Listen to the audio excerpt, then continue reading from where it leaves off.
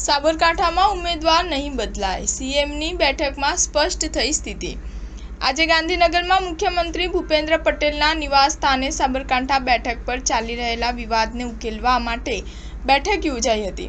આ બેઠકમાં સીએમ પટેલ ઉપરાંત પ્રદેશ ભાજપ અધ્યક્ષ સી.આર. પાટીલ પણ હાજર હતા।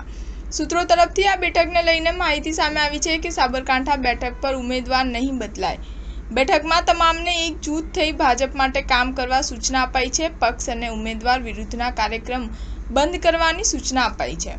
પક્ષ અને ઉમેદવાર વિરુદ્ધ નિવેદનો નહીં આપવાની પણ સૂચના અપાઈ છે। આ બેઠકમાં પ્રદેશ જિલ્લા સંગઠનના નેતાઓ, જનપ્રતિનિધિઓ, સાંસદ, ધારાસભ્ય, પૂર્વ ધારાસભ્ય, એમએલએ રમણ વોરા, વીડી ઝાલા, પ્રદેશ મહામંત્રી રજની પટેલ, ક્લસ્ટર પ્રભારી બાબુ જેબલિયા, પૂર્વ એમએલએ હિતુ કનોડિયા, અશ્વિન કોટવાલ, સાંસદ દીપસિંહ રાઠોડ, રમીલાબેન બારા, અપક્ષ ધારાસભ્ય ધવલસિંહને પણ બોલાવાયા હતા। આ બેઠકમાં વીડી ઝાલા, રમણ વોરાને કાર્યકર્તા સાથે સારા વ્યવહારની સૂચના અપાઈ છે।